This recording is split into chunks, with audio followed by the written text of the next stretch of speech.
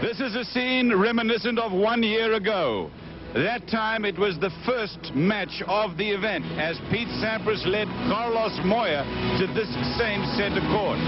Sampras lost to Moya but came back and won the World Championship. He ended up the year as the #1 player in the world for 5 straight years.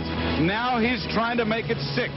For that to happen, he has to do better than Marcelo Rios, and a win today against Spain's Carlos Moya will put him in great shape to achieve something that will stay in the record books for a long time. Pete Sampras, #1 in the world, against Carlos Moya, the #1 player from Spain.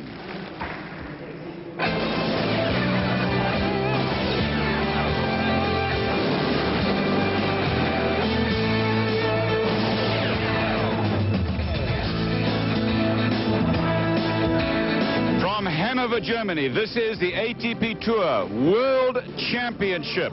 Continuing the round-robin competition, Pete Sampras, USA, takes on Carlos Moya of Spain.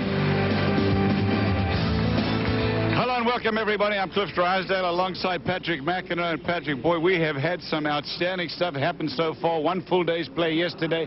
Andre Agassi today, I thought, gave it everything that he could, but ended up, unfortunately, in the losing end. Really was disappointing to see Agassi go out like that. He's worked so hard this year to get back here consistently throughout the year, played well, hasn't played well in the majors, and very disappointed for him to have to retire against Alex Correggia in the 3rd set when he was down 2-1, just getting broken. He won the 1st set, but obviously he was struggling throughout the match, very much in pain.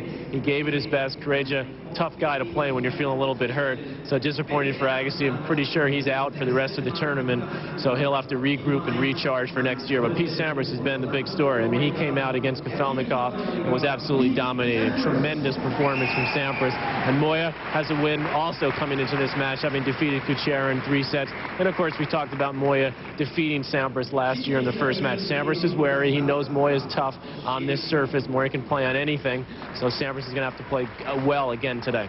All right, as we said, Pete Sampras obviously is the story. He will be the #1 player if he ends up doing better than Rios, and things are looking very good in that department, Patrick, aren't they? Well, Rios has really been a disappointment, hasn't he? When he's gotten close to #1, he's really struggled. His appearance here was just a debacle, really. The match against against Tim Henman, he lost the 1st set in a well-played 1st set, and then just completely threw in the tank in the 2nd set, lost at 6-1. So he then claimed afterwards that he has some back trouble that's been bothering him. Didn't seem to bother him in the 1st set when he lost it, but he did say it's hurting him. So he's supposed to be checked out to see if he's able to go. He may not be able to continue and play throughout the event, but it certainly would be nice if he and Sampras would both be around in the weekend. It would be nice, and Pete Sampras, by the way, is saying, give me some respect, guys. I could be #1, and that would be a record. 6th year.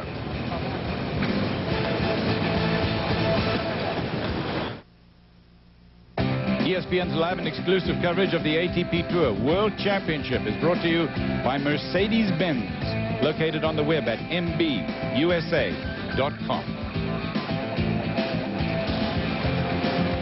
Carlos Moya in the baby blues on the right of your screen. Pete Sampras, more traditional, always has been, in the white left of your screen. This is the World Championship that you're watching, everybody, and it is a big match this for Pete Sampras, who truly feels, I think, a little bit left out. He says, look, I have played this game my heart out for all of these years. I'm the #1 player in the world.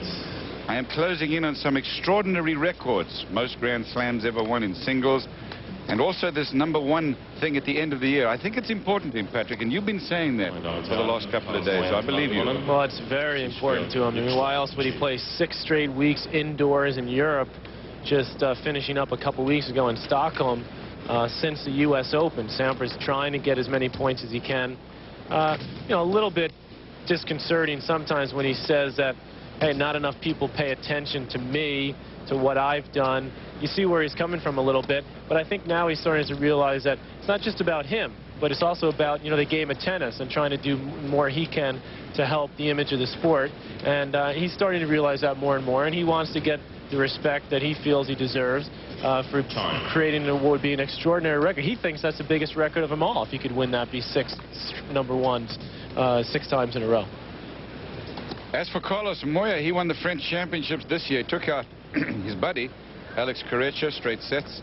A couple of four-setters. In fact, he had 3 four-set matches against Nifchel, the German, and then Marcelo Rios. That was a big one for him, and Felix Mantilla. Well, Moya has also showed that he can play well on hard courts. He got to the finals of the Australian Open last year, where none other than Pete Sampras put a beating on him there. And at the U.S. Open this year, he gets to the semi-finals in a losing effort to Mark Philippoussis, the big serving Australian. But he also took out Michael Chang and Jan-Michael Gamble. He beat Corretja again there and Magnus Larsson. As for the red group, it is Sampras and Moya who have both won matches. That means that the winner of this match can mathematically virtually in the semi-finals on Saturday. Red group, Rios, Agassi, Corretja, Henman, and then Rusedski, who will in all probability be playing in place of Agassi. Ready? First point, best of 3 sets. 15 love. The amazing thing about Moya's year this year is that his win over Kuchera yesterday was the first match he won indoors all year. Sampras starts off with 205K serve, 123 miles per hour. So coming into Hanover, Moya was 0-5 on indoor surfaces. That's right. He lost to Jason Stoltenberg in a surprise in Paris. And then Boris Becker beat him in Stuttgart. He tried indoors. Bodan Ulirak beat him in Vienna.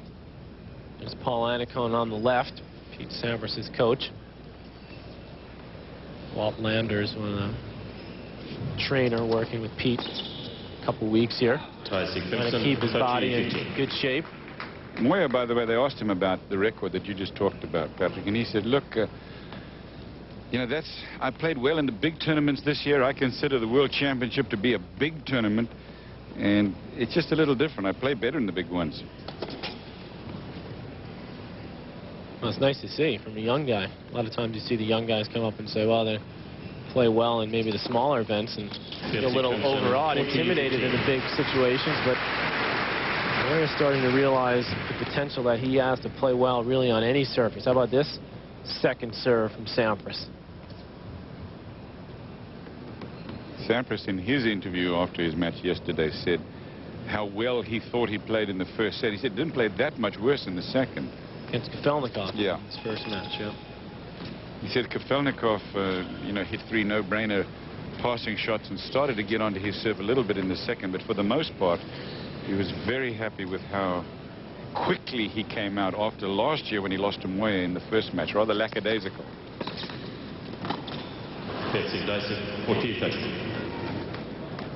But Moya's not ready to concede anything in this match. He said that Sampras is going to have to work. He should be careful, is what he said.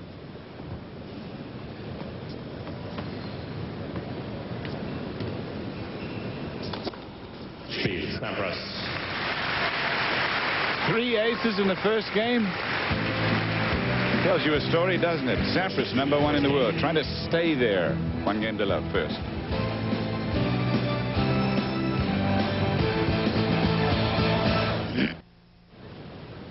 Welcome back, everyone, to our coverage here of the World Championship. It is Pete Sampras and Carlos Moya, both second matches for them in their round-robin competition. They all play 3 matches in the round-robin competition. There are 4 people in 2 groups of 4. At the Australian Open, Pete Sampras took out Carlos Moya in straight sets. That was last year, and that's the Tour Singles Championship here. We've already mentioned Moya beat Sampras in 3.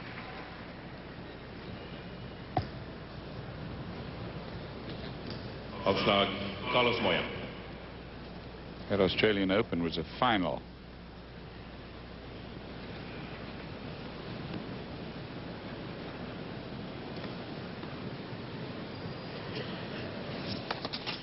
Moya was big news in Australia. I'll never forget. I mean, he's a good-looking kid, and he was just... They made a big star of him down there in Melbourne. He took out the defending champion Boris Becker that year, the year he reached the finals in the first round. And got on a roll. Luke Jensen at courtside. Luke, he had beaten Becker in an indoor tournament the year before. That's right. Yeah.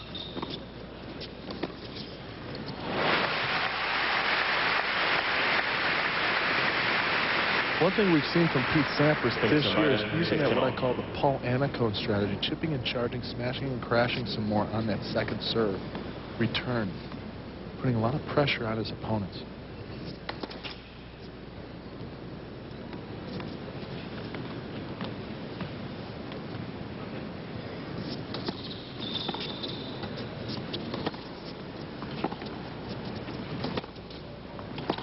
No, that's devastating right there. I mean, the same thing happened yesterday in the first game with Kafelnikov. He gave Sampras a couple of gifts to give him an early lead, and then Sampras is very happy to take it because his forehand's been pretty much exactly like that since we got to Hanover. Totally on. 15-30. Not let Sampras get that early break the way he's been serving and the way his confidence is right now. Once he gets ahead, it's tough to catch up. And Moya, another bad double. He feels the pressure of what you just said, I think. And on the other hand, Sampras is trying to do exactly that. He wants to get out to an early lead. No, he just wants to get that, you know, do the Pete Sampras the one break deal. Get the early break and then just put it on cruise control.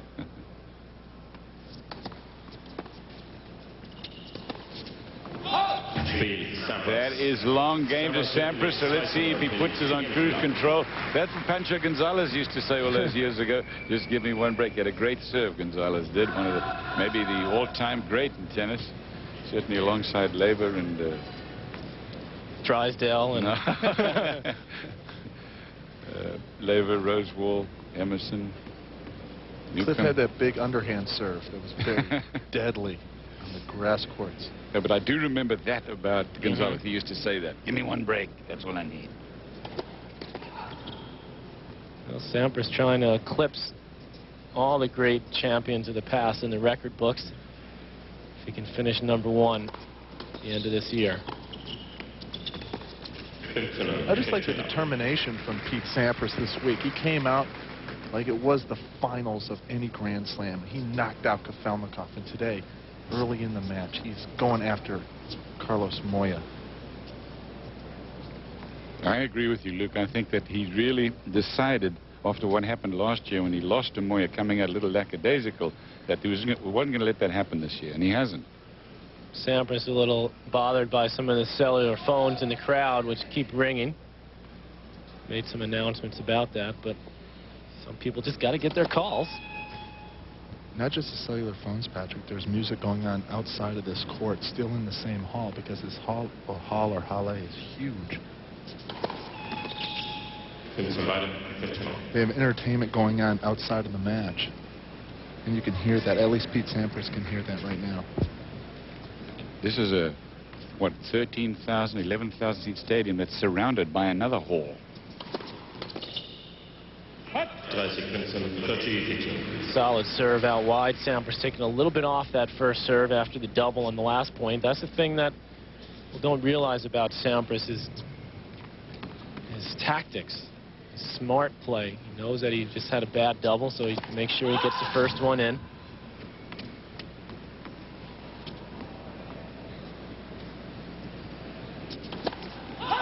Of course, I say that, and he throws in another double. That over 100 miles an hour. Big kick serve down the middle, missing just wide. Deuce game.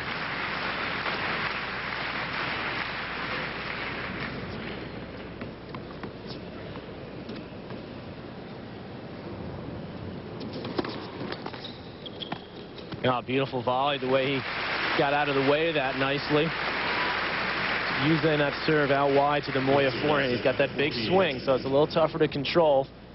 You don't hit it perfectly. See Sampras, the way he guides that ball, gets out of the way of it. Here you get a good look at it. Sometimes those are the trickiest volleys, the ones that are right at you. Sampras only won one slam this year. That was Wimbledon. Only. Yeah, lost to Carl Kuchera at the Australian. Whoa, that was a bad double. I'm talking about Sampras here when I say only. I mean. I know. Well, that's keeping it in perspective. That's the only big tournament he's won this year has been Wimbledon. The other ones that he's won have been the smaller level tournaments. He's had consistent results. He's lost in a couple Super 9 finals, Cincinnati and in Paris to Ruzetsky. So he wants to win one more big one, and this would be the one to solidify his #1 ranking for the end of the year. The most surprising loss was to Ramon Delgado at the French Championships. Won Wimbledon. He beat Tim Hinman there, and Tim is going to talk to us. Join us here in a few minutes. But at the US Open, slightly injured. He lost to Patrick Rafter in the semi-finals, but he will be #1 in the world if he ends up in front of Rios here. World Championship, this is Carlos Moya serving to Pete Sampras, down 3 games to love. First set, best of 3. If Sampras wins this, he will almost definitely be in the semi-finals.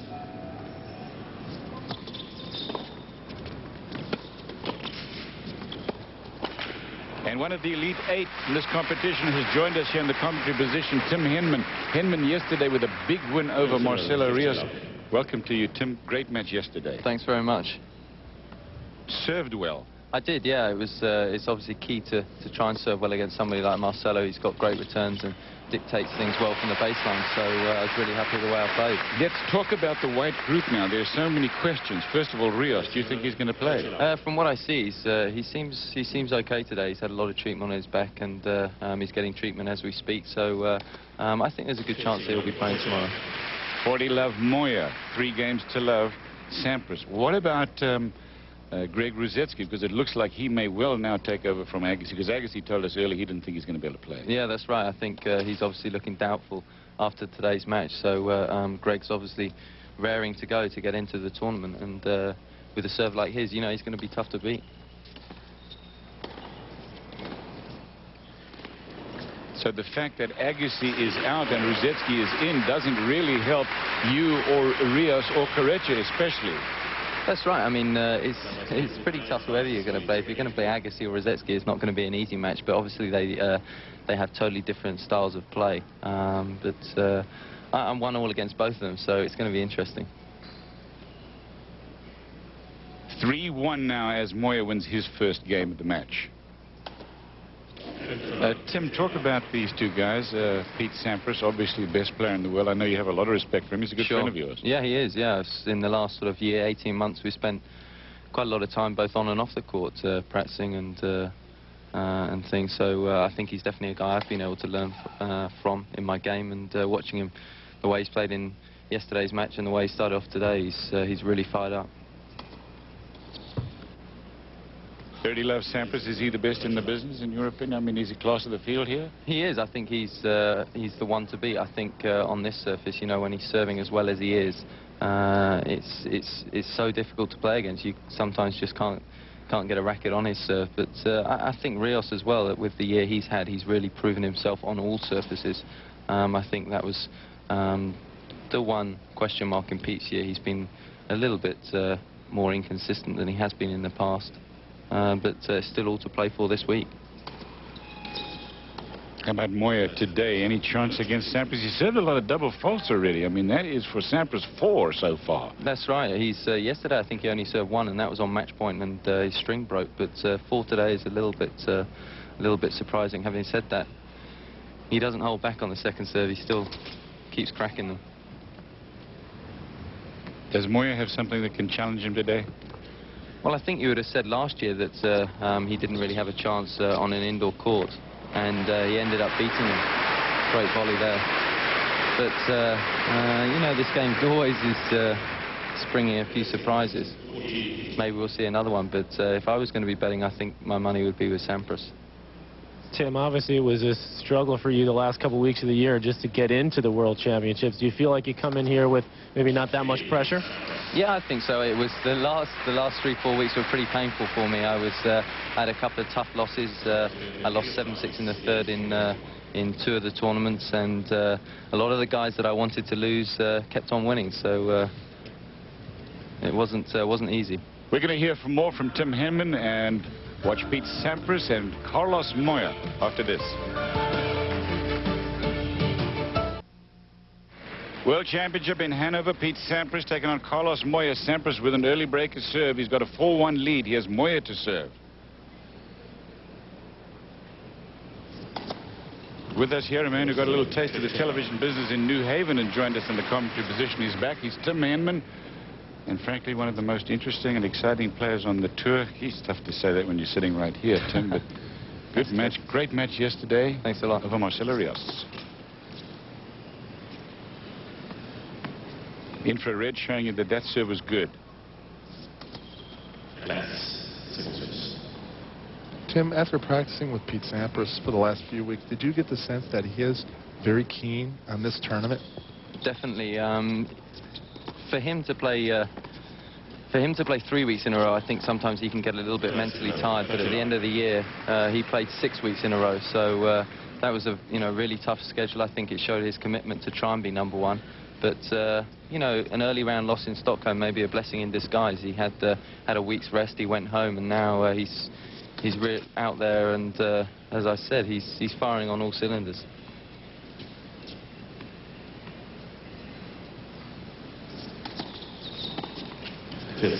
You can't call Carlos Moya just a clay court player anymore. The guy gets to the final of the Australian Open last year. He gets to the semi-final this year, wins the French Championship. We get to the semi-final of the US Open. He's a good hardcourt player, Tim. That's right, yeah, for sure. He's had a lot of good results on hard courts. He beat Rafter in the final of Long Island, I believe, last year. So he's proven himself, and beating Sampras indoors, you can definitely play here. What is the book on Carlos Moya? I would always say attacking his backhand, trying to keep it low like Pete did right there, would be a good play. Yeah, definitely. I don't think if I was playing, I want to get into too many long rallies from the baseline. That's his territory. But I played him quite a few times. I think I played him 4 times, and I tried to rush him as much as possible on his backhand.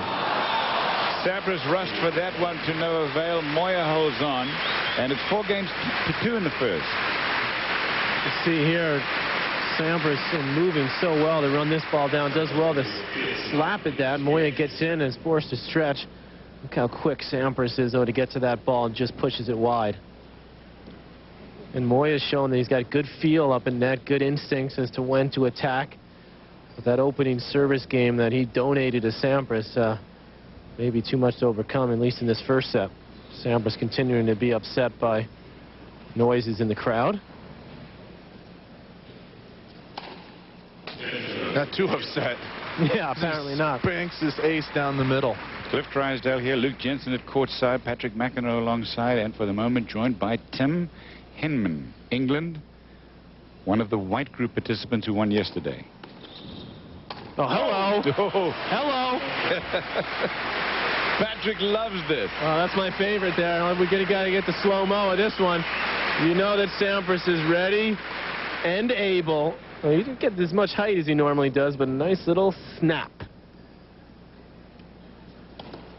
Tim, this game's going by pretty quickly, 40-love, but if we don't get into it and Sampras hits another ace, I really want to talk to you a little bit about the Davis Cup match. Sure. That you guys are going to be playing the U.S. Next year, and what your thoughts are on that, and if you're hoping to see Sampras and Agassi come to England and play, or if you're hoping for the B or C team from the U.S. It's definitely going to be interesting.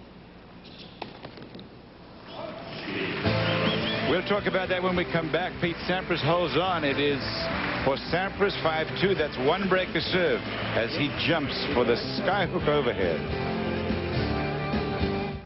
We're in Hanover for the World Championship, everybody. First set, 5-2. Sampras looking very strong. Moya to serve. First set, your round robin competition will continue tomorrow morning, 6:30.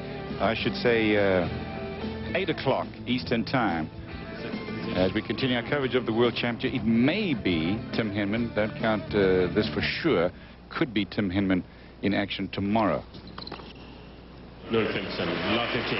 For our live coverage in the morning. That's Eastern Time. Well, Moya trying to mix it up a little bit here with the serve and volley, but you can see the service motion. It's not really meant to... See, he's kind of straight up. He doesn't really move forward that much. It's not a serve and volley type serve. And Tim, we know you like that serve volley move. You really get you a lot of weight. You've worked on your serve a lot. Definitely. It's such an important shot, and you know, serving and volleying most of the time, you want to come in behind something worthwhile. You don't want to see those returns fly past you. Let's get to that real topic, though, the topic of The Davis Cup. I mean, that's what we want to hear about. I mean, it's great for us. I think it's a different kettle of fish for us guys. You know, we want to play every match, but in the States it's viewed differently, and I think Pete's won the Davis Cup for the States a few times and hasn't really got a great deal of recognition for it, so maybe he's not as keen to play as perhaps we are, but we'll play whoever turns up, and it's our job to worry about our team. Top spin lob for the winner, 30-all in this game. Moya trying to hang on in the first set. Tim, let's just for the record say that it's going to be, in the springtime, it's going to be the USA versus Great Britain in the Davis Cup. First round competition going to be played in Birmingham. That's indoors, right. Presumably. Indoors, yeah. Indoors on something pretty similar to this. Game point to the Spaniard. Who's going to play doubles for y'all? Good question. There's myself, there's Greg, and probably Neil Broad. Neil and I played in the last tie against the Indians, and we played really well against Bupati and Pays, and unfortunately they were a little too good for us on the day, but we won a silver medal not so long ago in the Olympics, so we've had some good results. I'll be honest with you, if Agassi or Sampras doesn't show in Birmingham for the first round of the Davis Cup, and neither one have indicated that they will, I think you guys are going to beat the US. I hope so, yeah. I think if that was the case, we'd go into the tie as favourites. First set with Sampras to serve for the set when we come back and continue our coverage of the World Championship from Hanover. And Tim Hinman is sitting alongside us, watching the serve motion here of Carlos Moya. Well, you guys may be the favorites, Tim, even if Sampras and Agassi do show up there. I mean, Rusedski beating Sampras a couple weeks ago. Obviously, Sampras would be probably favored in his singles, but sure. You beat Agassi a couple weeks ago indoors, and you like playing indoors. Obviously, so does your partner there, Greg Rusedski. Right. It is. I mean, if they were to play, we'd still feel like we've got a good chance. Having said that, our combined record against Sampras, I think, is 10-1. That doesn't bode too well, but no, Greg beat him in Paris, and I've beaten Agassi on the last occasion, so we have a good chance. What are your goals, Tim, going into next year? I mean, you made a big jump this year. Obviously, last year you got in here as an alternate. This year you qualified, albeit with a little help from Krajicek and Rafter not playing. But do you look to get a little bit higher and maybe think about winning a slam next year? Yeah, I think that's beginning to be realistic. My year this year has basically been of two halves. Up until Wimbledon, I was very, very average, to say the least. And then since then, I've really started to play a lot better. So if I can have a consistent, 10, 11 months, I can really feel like I can move higher in the rankings. And yeah, I think I've got to look to start maybe winning one of the slams. This is set point for Sampras.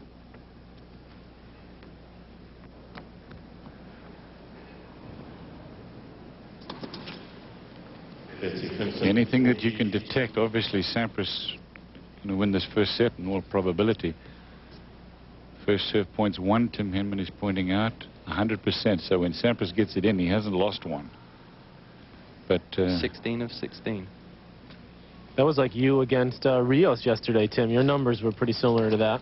Yeah, it was good. There we go. There's a first point for Moya. Spoke too soon. You bring it up and it happens every time. Still set point for Sampras. Sampras was challenged in the second set yesterday after he got an early break. Kafelnikov then able to get back. Then Sampras immediately broke him back and imposed himself on it. 3 in a row for the Spaniard, and it's deuce. Serving for the set at 5-3. And 2 points in a row off a first serve from Sampras. Moya fighting off that body serve well. But that's the problem when you play Sampras. You can play a couple good points in a row, but you're still just a deuce. You're even. And he's got the serve right in front of him. And that is usually the result when Sampras is on. Moya not liking the call there. We don't have control of this, but I wish we could see the infrared on that, because it's a very good call. There it is. It's wide. That's wide. And Moya is right. Tim, do you think they should find out a way to get the umpire to have a quick review of that? There's Lars Graf, the chair umpire, and maybe they could change that quickly? Yeah, it's a good question. I think there's always going to be a bit of human error, and I think if anything, it adds to it. But it's frustrating. Juicy's got back from 40 love to Juice and then gets a bad call to give Pete another set point. And another double fault. What's the matter with Pete on the double faults department? I mean, he served so far 6 I think he's going for big serves, Cliff. Again, over 100 miles an hour, 166 Ks, and you're going to hit double faults. Normally not from the racket from Pete Sampras, but he's going for it. 4 ties, Sampras. Guess it's more than balanced by the 9 aces. And a set point again for Sampras.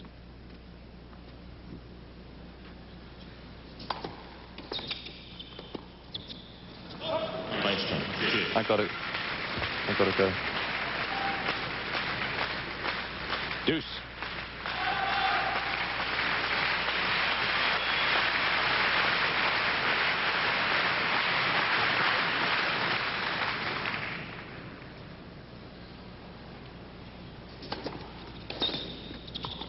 Good combination from Pete Sampras, swinging the first serve out wide to the forehand of Moya, opening up a large part of water to hit into. Set point again for Pete Sampras. He had 40 love in this game. Big comeback by Moya. Bad call against Moya on the serve from Sampras. He's still alive in it, but barely hanging on. 5-3 set point.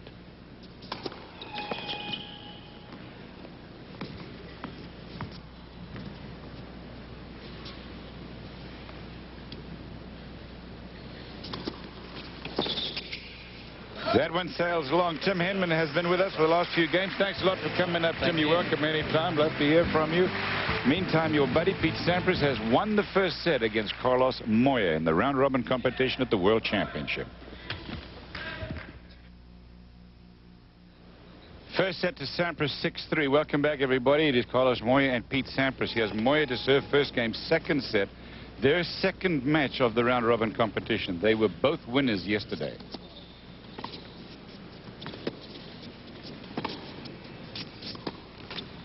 But it just seems like Pete Sampras is putting so much pressure on his opponents from the ground, keeping the ball nice and deep, forcing the short balls, and then able to dictate around the court.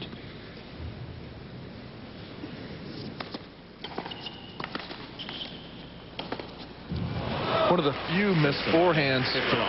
This one just sails on him. He catches it a little bit late. Now 15 all. Carlos Moya had a long, tough match with Carl Kuchera yesterday. Won it in 3.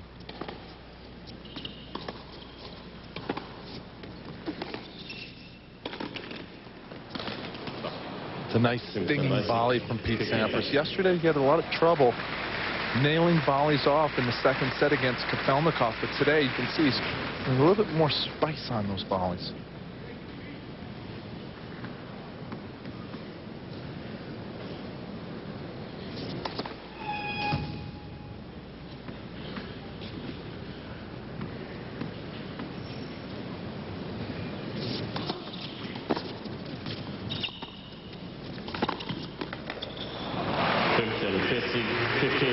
I think one of the big shots that Pete Sampras has improved on over the years is that Thompson backhand passing shot. Before he used to really flail at it and he'd go all wide in the net long. Now he stays down with it and is able to drive through it. Now double break point. First game, second set, 15-40. Patrick was saying just moments ago, with Sampras, all he needs is one break. Take a look at that one. Man, that was close. Maybe clip the line.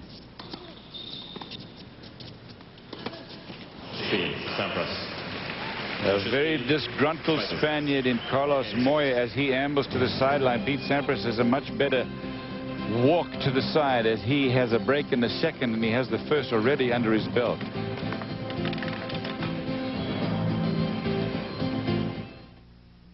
Welcome back, everybody. Our continuing coverage of the World Championship. Here, Pete Sampras has won the first set and has a break in the second, leading by 1 game to love.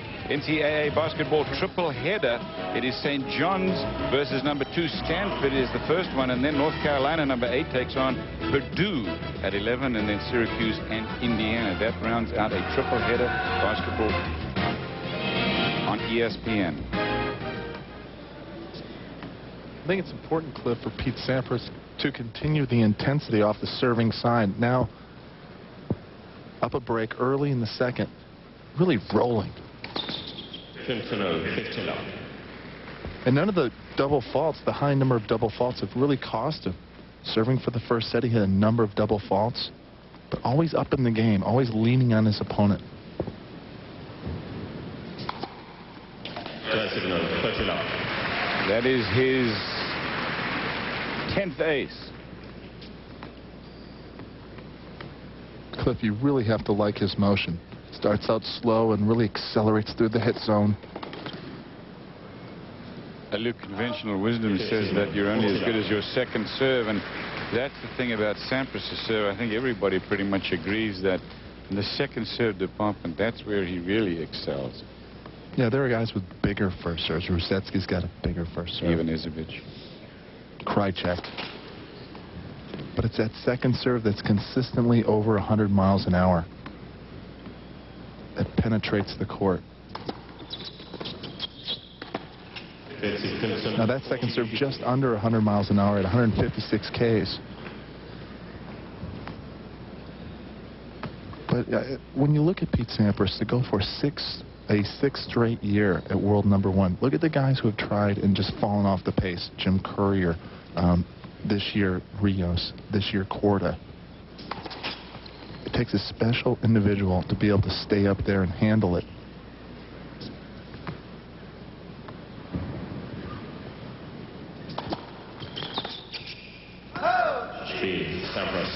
Sampras leads by 2 games to love now in the second. I really feel, Luke, that Pete Sampras is the class of the field anyway, not only strategically, but just in the stroke production standpoint. The toughest thing, though, is even if you do dominate the field, that you've got to stay mentally up for long enough every year to stay up there with everybody gunning for you all the time. You play against Sampras, you have nothing to lose. He's expected to win. Well, Sampras in the past has won some big Grand Slams, was able to hold on to that world #1 ranking with big results. This year he had to do it with some smaller tournaments. I mean, he only won the 1 Wimbledon, and then he had, you know, average results for a Pete Sampras, and he's had to fend off the Peter Kordas in the beginning of the year. He had to fend off Marcelo Rios, a Raptor dodging after him late in the season. But look, through injuries, through time, Pete Sampras is the name on the top every year. It's about 15 all. 15 all.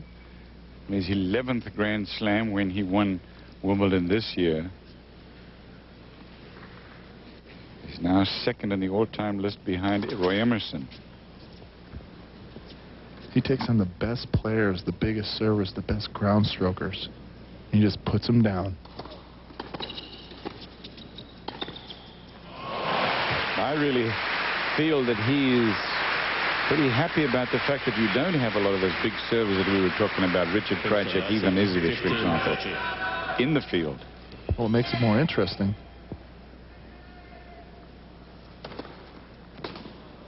Oh, Pistol doesn't like that call. There's that Sampras stare. Like lasers right through you. Infrared says that clipped a line, I think.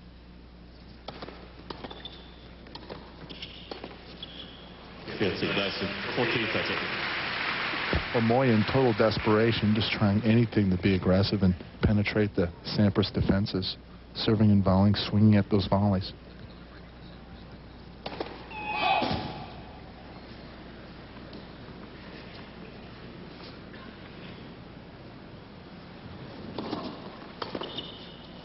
That's a nice return. The line. You know, when they cross over, Moya will be, I mean, he'll be within talking distance of you as you watch this replay. Look, what would you tell him to try to turn things around against Sampras? Well, #1, just take your time. Okay, you're down a break. Let's really concentrate. Let's say he holds serve. If he gets down 2 breaks, I was just going to order up the transportation card so we can get out of here. But now he gets a first serve because the ball boy wasn't back in position.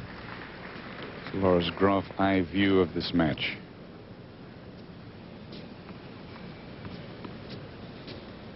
But let's say Moya holds here.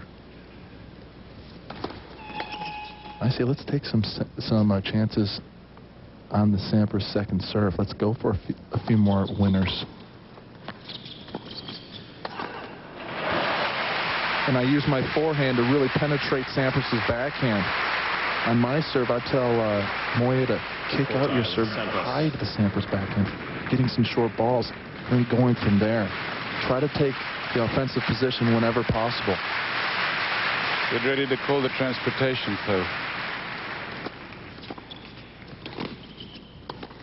I'll get a limousine. He's on the phone as Pete Sampras makes it an insurance break in the second set. He leads 3 games to love.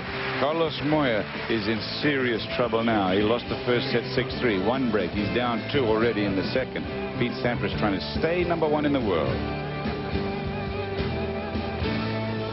Call that limousine. You're watching the World Championships from Hanover, Germany, everyone. This is the second round-robin match for Pete Sampras. Day 2 of the competition. He's taken on Carlos Moya. He's looking very good. Won the first set 6-3. He leads 3-love in the second. Luke Jensen at courtside. Cliff Drysdale here. Patrick McEnroe has been, for the last couple of games, actually, he's been interviewing Marcelo Rios. He is back. Patrick, what do you say? I am back. Well, does he say much? Tough to get a few words out of him, but he... some interesting comments on his performance against Henman, which I asked him about, and also about if he really wants to be #1. He said he does. I'm sure we'll get to see parts of that interview as the week goes on. Do you think he's going to play, though? No, he says he's going to play. He had the MRI. He had the MRI, and his back is fine. It's just a muscular problem that he says he's had. That was bugging him, and he was concerned. He claimed that it was something more serious in his match with Henman. Now that he feels comfortable and confident that there's nothing structurally wrong with his back, he's going to go out and play. And he still feels that he can do well here. He still feels like he's going to play well, and obviously with the potential of Ruzetsky being in there, he said, you know, I've got a good record against all these guys. I was going to ask you if you asked him about Ruzetsky. Are we blowing this whole thing now? We don't need to see the interview after this report. Yeah, I'll shut up now. I know you're dying. You've been dying for me to say that for a long time. No, I wanted to hear it. I asked the question. Just a little sum up for you. 40-15 Sampras for 4-love in the second. Sampras is making Moya look like a junior out here. 6-3, 3-0, 40-15.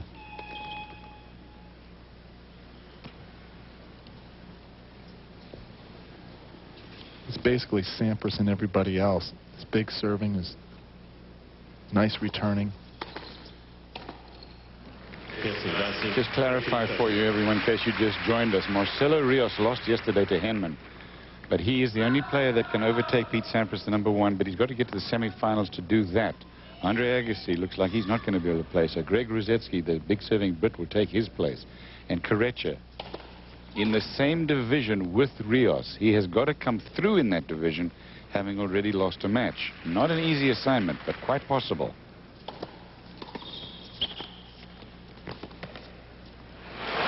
Tremendous pass. Moya finally catches one shot. Beautiful Sampras motion again. The second serve, he's been directing a lot of them to the forehand. This time Moya gets it pretty low. Still has to come up with a tough pass, able to flick that right down the line, just catching the line.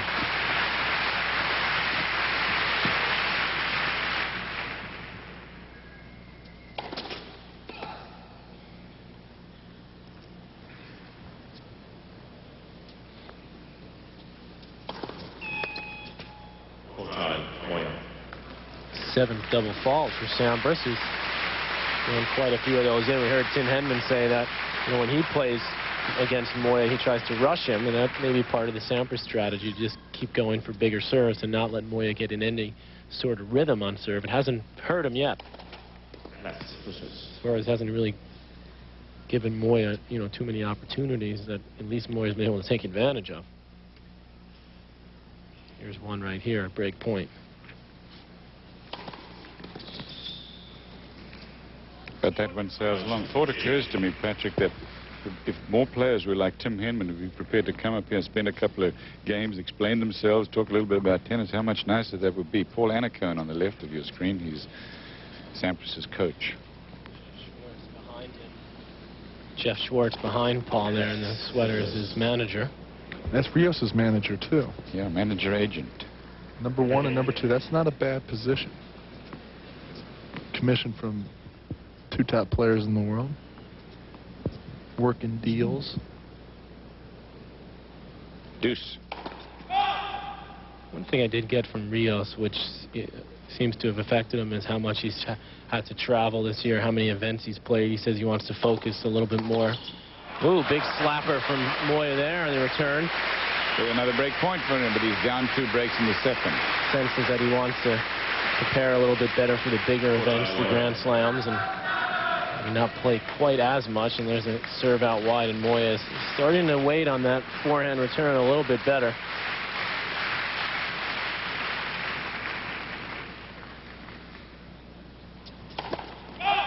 When he lost at Wimbledon last year, he said some scintillating stuff about how the World Cup is more important to him than Wimbledon, and how Wimbledon is just an average kind of a tournament.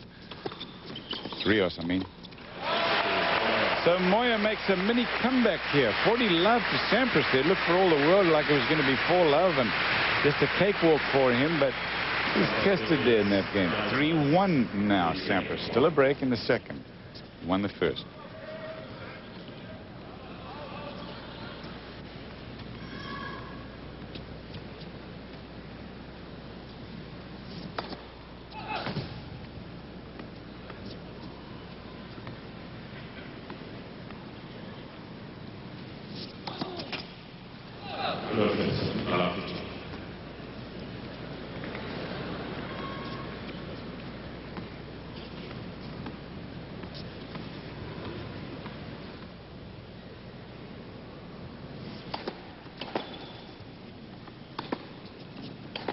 Oh.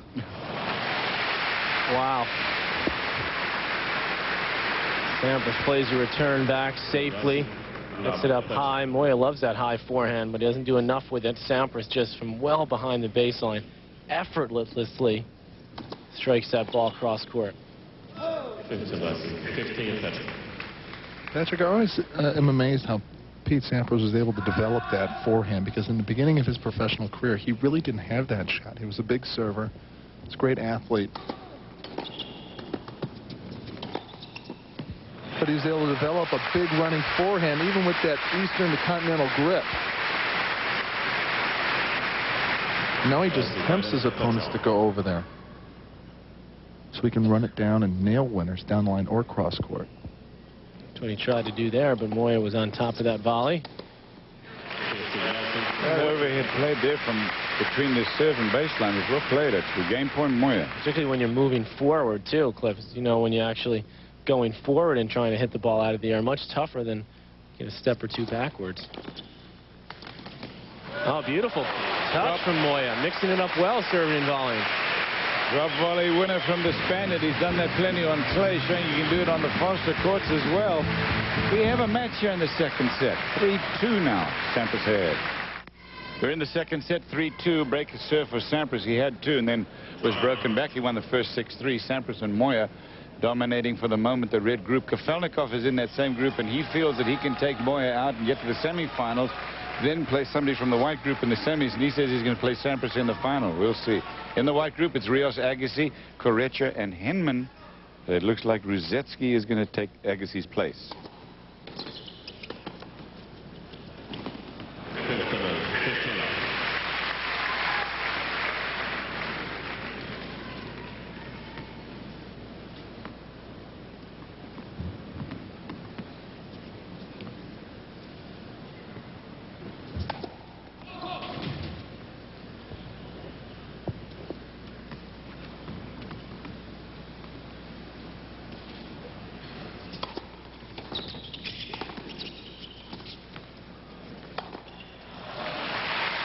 Sampras playing much more solid couple points here than he did his last service game where he let Moya back in it, but he's got the luxury of the insurance break, so he's just playing steady now.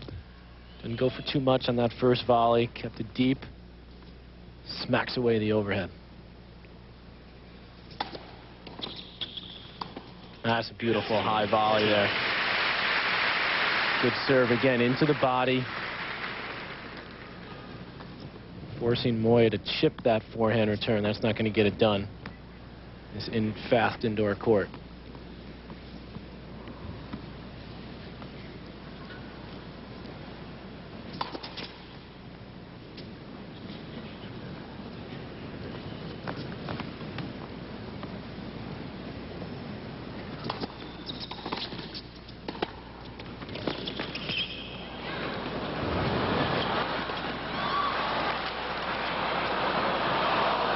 Through the legs, and it's wide. A little showtime. Yeah, 40-love, might as well give it a go. Playing against Sampras, serving. Watch this. Look at this. You got to let this ball drop now. Let it drop, let it drop, let it drop, and give it a whack. Ooh, he let that really drop. That's why he got so much pace on that. It's also for personal security reasons. Really want to let that drop. You don't want to catch that one too high. 4-2 Sampras second set.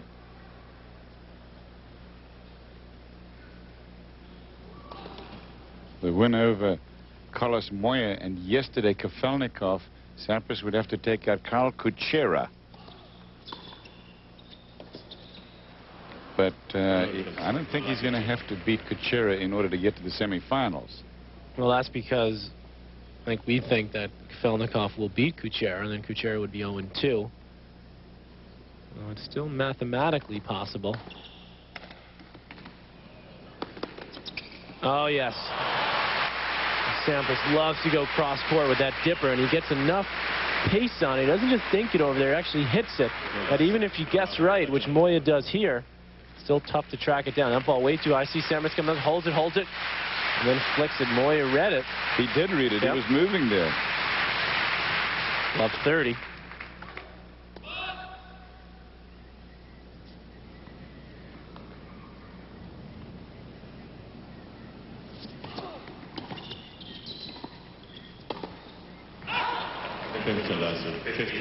At least like Moya for the fact that he's mixing his game up and serving and volleying, realizing that staying back's not working and he's having to come up with too many passes, and showing that there's a lot of growth, potential growth in his game.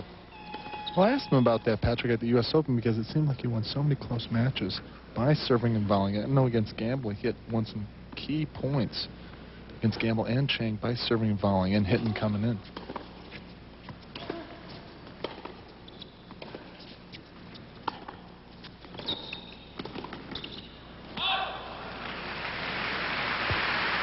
That's one thing about the Spanish players. We talk about Correia, Moya. They're always trying to improve. They play a lot now on these faster courts. And they're good on slow, hard courts. It's these indoor courts that they have to conquer now. And they have to improve their aggressive game. And grass, of course, which of course, is a whole nother story. That could be tough for the Spanish with the big swings that they have in the big Western grip. Sampras showing his grass court prowess there with a block return, wrong footing the incoming Moya. Taking the ball early and just using the pace, and now he's got himself a break point to try to serve this match out in straight sets.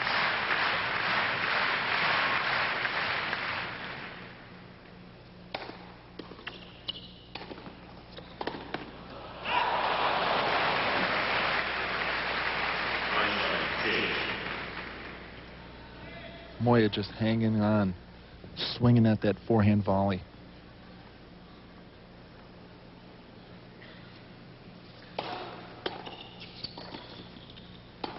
That's a beautiful volley from Moya. Really got down well with that and kept his body weight going forward. He looked like a natural volleyer there. He did a lot more volleying against Kuchera than he's done in most matches, Moya. I think he's realized that to be a good hardcore player, you've got to come in. He's got a good volley technically. I think what holds him back is what Patrick said at the beginning of the show, is that watch how straight up he is after he serves. He's not really leaning forward like a running back would hitting the hole. So he's not able to get down for low volleys.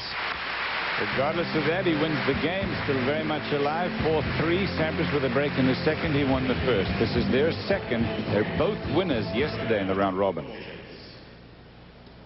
This is the World Championship that you're watching, everyone. Pete Sampras trying to win his second of the week. He leads 4-3. Very close now, and he won the first set 6-3 against Carlos Moya. We've got some senior match play golf from Palm Desert, California. It's a single elimination match play event featuring 16 senior PGA Tour players. Larry Nelson, Gil Morgan, Hale Irwin, Jay Siegel, Hugh Bayaki, and a whole lot more.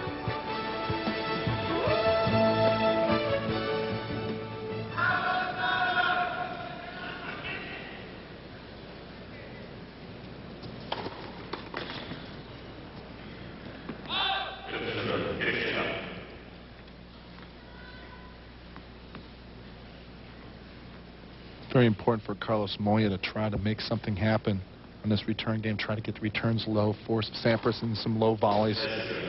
But when Sampras is serving this strong, it's hard to even get a racket on it. To mention the fact that Sampras serving this game with new balls, which also helps his speed on his serve.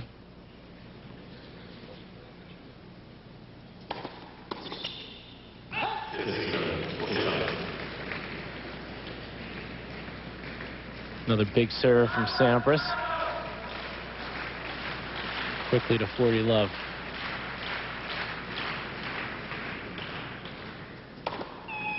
Patrick, do you think Sampras, if he does get this world #1, this record world #1, do you think he's going to start playing Davis Cup more? Do you expect him at the English tie? Short answer to that is I have no clue. I have no idea what he wants to do. My answer to this is I don't think he's going to play. Obviously we all wish he would, but yeah. Obviously it's not been a priority for him, and he still wants, I think probably the most important thing to him now is to break the record of the Grand Slams. He's one behind Emo. He's got 12. Sampras has 11. Roy Emerson, of course. And that's probably the next thing he's going to focus on. So if he feels that, Davis Cup may take away from his pursuit of that, that'd be another reason for him not to play. Seems to look more for reasons not to play than for reasons to play. Good, yeah, I can see that. A good 1-2 from Moya here. Sampras has a easy volley, doesn't do enough with that. And as bad as you watch this is the news that Andre Agassi I don't think is going to play either because of the debacle of the semifinal this year when the U.S. lost to Italy.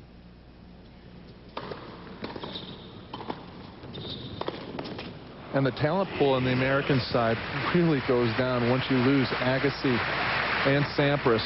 Chang not on his game. Of course, Jim Courier's dropped down a lot.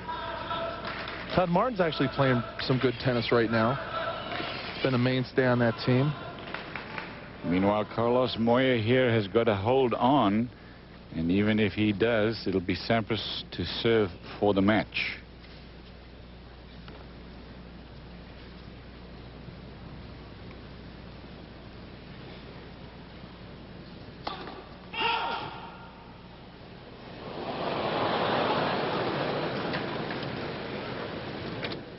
Made short work of it. Double fault. Been a lot Moya's of double got faults. 5 now. Yeah, double faults by both players. I wonder if the direct lighting here in this arena is affecting the players at all. It's fairly close to the court. And if the toss gets into the direct lighting, you can't see it at all.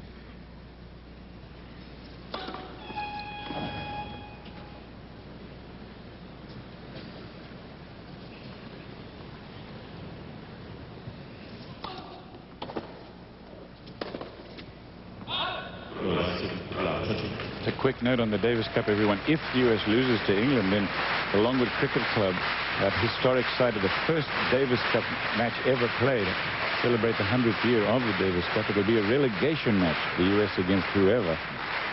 What a downer that would be for the 100-year celebration. And that's a realistic possibility, even with Sampras and Agassi, as we talked about to Tim Henman earlier.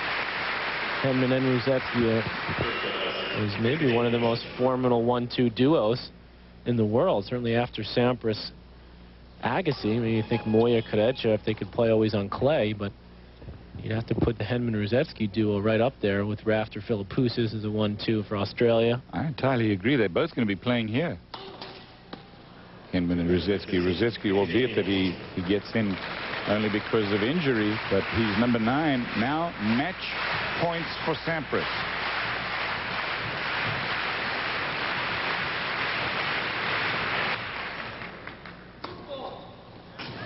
Moya hits an ace and gets called for a football. On match point.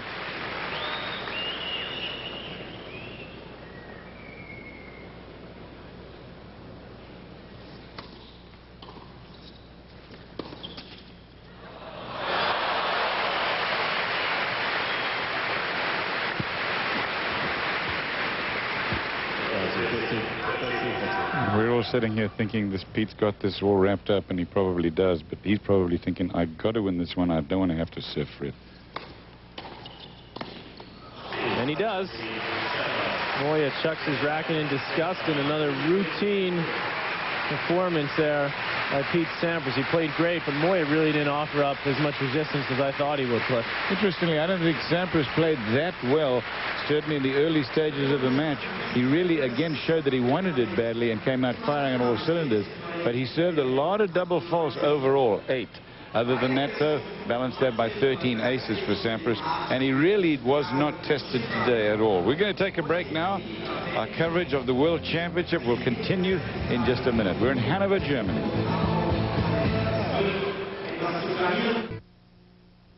Pete Sampras has made it look easy so far, winning both of his round-robin matches. He's with Patrick McEnroe.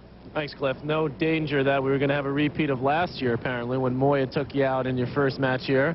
Do you have a few thoughts about that when you went into this match today, Pete? Absolutely. You know, it was my one loss last year, like you said. And he can play well indoor. I mean, he's a good athlete, and he moves very well. He was coming in a little bit, which surprised me, and hit some good volleys. But I played so well yesterday, I was a little concerned that I was going to have a little letdown, but got off to a really good start and tipping and charging, coming in, putting some pressure on him, and he missed a few shots, and before I knew it, I was up a set in 2 breaks. Lost my concentration a little bit there, but I managed to win this.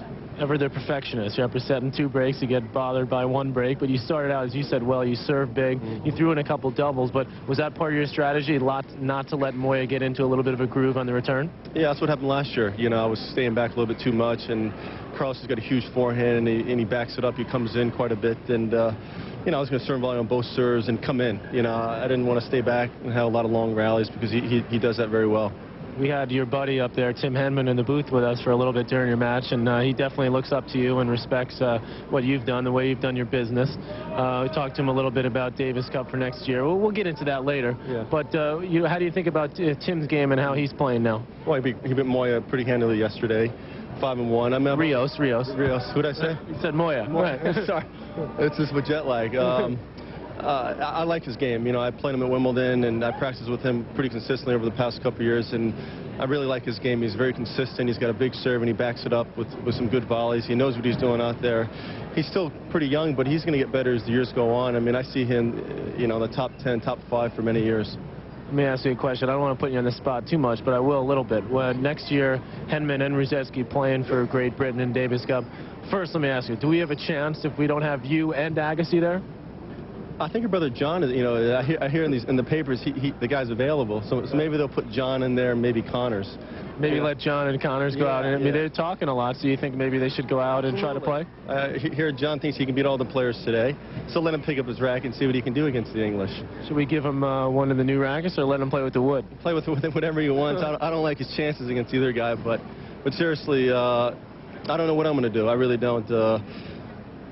You know, it's not a great week right after Lipton. It's a very difficult tie. I mean, playing those 2 guys in England is not going to be easy. I really don't know at this point. I'm going to think about it over the next 4 or 5 weeks and see what, you know, the best thing is for me to do. It's, you know, Davis Cup has always been a tough situation for me. You know, if you play a lot, but it's not an easy tie. So it's something I'm going to think about. I'm sure I'll get a lot of pressure from the captain to play. But, you know, if I don't play and Andre doesn't play, you know, we have Todd Martin and Courier, and you know, it's pretty much John McEnroe. And John McEnroe, let's not forget him. But we'll see. Well, Pete, thanks. And putting that aside, obviously that's down the road. But this week, you're in good shape now. You're 2-0 going in. You probably clinched a spot in the semis. Is #1 looking more and more juicy right now? It helps. I mean, these 2 matches definitely help, and Marcelo losing yesterday also helps. You know, I can't be too concerned on what he's doing. I have to be concerned about my tennis and focusing and do what I got to do. But it's something, obviously, it's been weighing on my mind over the past couple months. Well, it seems like you're just about home. You're almost there. Well done, Pete. Well, I'll send it back to Cliff Drysdale. Cliff? Pat, thanks a lot. You know what? I think that is good news for the U.S. because I think that he may well consider and end up playing Davis Cup. And goodness knows we need him. He's playing well here. Back in a minute.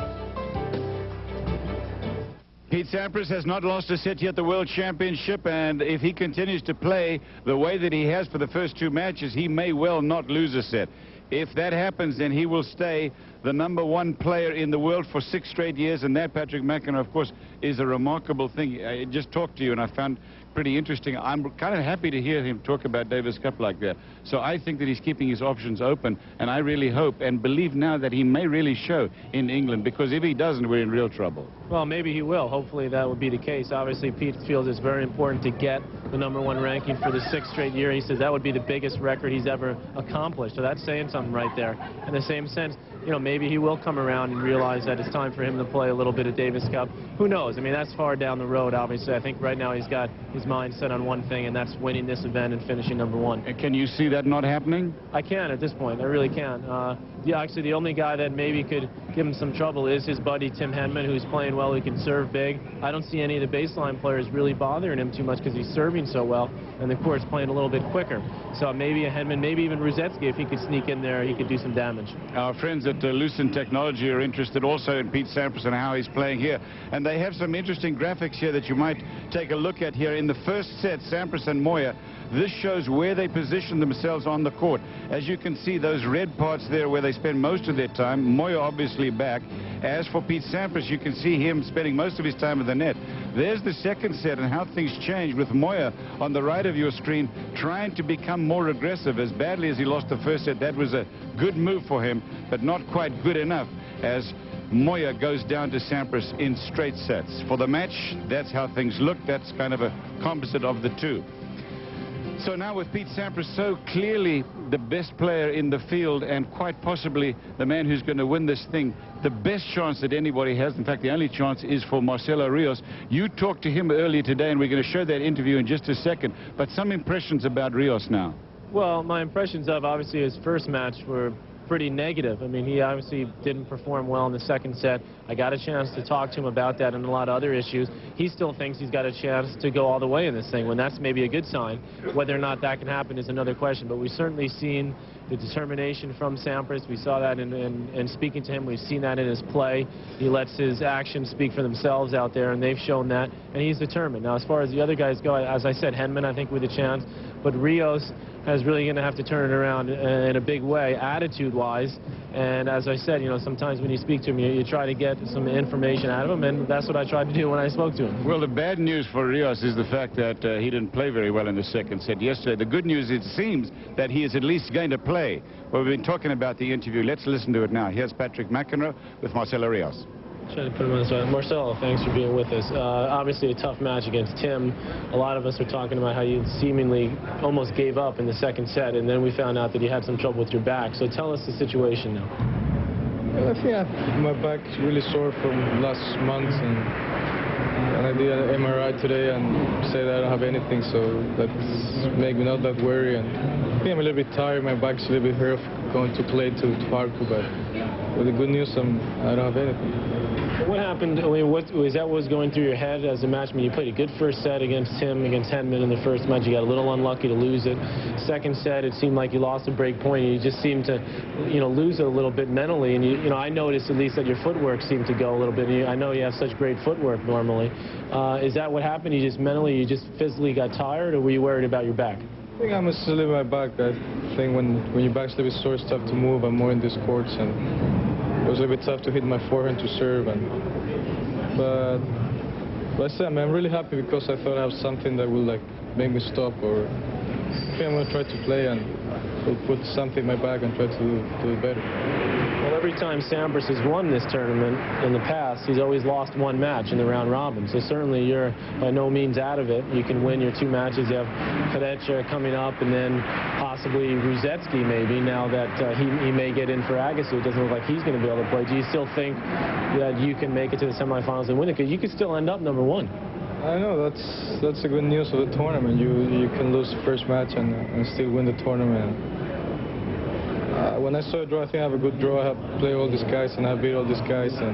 But if Ruzetsky come in, I think it's a good play indoors. But I'm going to try to do my best. Tell me a little bit about you. I know we talked about how much you've played this year, and it seems to maybe have taken a lot out of you mentally, maybe more than anything. Do you look now at next year with a little differently, maybe thinking more about the Grand Slams? You obviously had a great year. You won 7 tournaments this year. But do you think more that you maybe have to rest and peak for the bigger tournaments? Maybe I'm going to concentrate more on the big tournament next year and don't play that much. I think it's more than playing tournaments, it's traveling, going to Chile, back here, it's a lot of hours, and then doing all that make it tired. How much do you want to be number 1? Anybody that does something want to be the best, and I think I'm in a good chance. Beginning of a tournament, maybe now I'm a little bit less, but for sure I think anybody want to be number 1. A couple weeks ago, I think it was in Paris, you said that you thought you were going to retire in 2 years, and I must say I read that. We were covering your matches, and I was a little surprised to hear you say that. Is that just frustration from you and from all the traveling, or do you really feel like you're going to play 2 more years and call it? I don't think I said 2 years. I said I will be like my late 20s, not be playing tennis, do something else, live a normal life, and I think it's tough for me coming really far and traveling. I think you get a little bit sick of traveling that much. I would like to be in my late 20s doing something else. So because we hope, we want to see you playing for a while. There's no one who's really played the game like you for a long time, the way you can use the ball. And I know from watching you over the years, you really study the game and you're a student of the game. And do you feel like, do you actually enjoy it out there when you're playing most of the time? Yeah, I think when you have no injuries, I think if I'm doing something, it's because I like it. But I also like to do other things. Like I would like to be in my country, live there, and be like not worry about you gotta travel for 15 hours, come here. But if I play tennis because I like it. You spend a lot of time down in Florida as well as Chile. Do you feel like it's tough for you when you're home in Chile to get to practice enough, or do you feel like when you go home, are you just trying to get away from tennis completely? But I have no chance. There's no players there, so you just go and you don't have hard courts, you don't have grass courts, so you have only clay, so it's pretty tough to stay there. Like you have friends. Sometimes you go out too much, or you're not concentrating on what you're doing. I think it's not like a place to practice. What do we think about the last question for the future? Obviously, this week you still have a chance to be number 1. Sampras looks very focused on keeping number 1 and breaking the record. Do you look towards next year, even to this year, and say, you really want it? I mean, Sampras seems to want it very badly. The few times that you've had the chance to stay there, you played great at the Lipton, you got to number 1. You seem to maybe say, well, I'm not sure. Do you feel like you have to win a Grand Slam to really deserve to be number 1? I don't think it's like that. I always say, like, we play all year to have a ranking. We have played 30 tournaments a year, play all the same players, and that's the ranking works. Then let's do a ranking who win more Grand Slams. But I think that the ranking's all year long, and that's the way it works. So if you were to win here, you deserve to be number 1? Sure, that's the ranking. That's all the tournaments we play, and then if not, should be who win more French Opens or who win more Grand Slams. So I think it's just total things. For sure, Grand Slam counts a lot, but I think it's a ranking of all the tournaments we play. Yeah, Marcelo, thanks. Good luck the rest of the day. Thank you. Well, you got him to talk some, but for the most part, he lets his racket talk for him, because he doesn't talk a lot to people. Be that he's a very sort of a closed-minded fella in a lot of ways, but he has dominated the men's tour outside of Pete Sampras this year, and he still has got a chance to go all the way here. And Cliff, he's still young. I mean, let's not forget that. I mean, it's tough. Sometimes we maybe go too far in trying to give him the benefit of the doubt, but let's try to give him the benefit of the doubt. A lot of other players didn't always give their best effort when they were young. Even Pete Sampras, who now is a modicum of great professionalism, didn't always do that. Andre Agassi, we saw him out there gutsing it out today while he was hurt. So there is a lot of potential for Rios to, turn his attitude around. All I can say from my own standpoint is, if you want to see the best players in the world, just give 100% all the time. If they win or lose, that's as long as they go out there and play their hardest, what more can you ask for? And I think that's all that anyone wants to see from anyone in any sport, and certainly from Rios. And the guy, as I said in that interview with him, is such a talent, and it's almost a waste of a talent to see him, give it away sometimes. It's funny to say that, because the guy is number 2 in the world, and he could be number 1. So let's try to look at the positive, and maybe he, will come around a little bit and give it his best effort all the time. Well, I tell you what, there's nobody would like more than me to see that happening, because I think the guy's a great talent, but I'm not holding my breath. I think the boy's very different, and that's about the nice thing that I can say about him. Marcelo Rios will be back at the World Championship.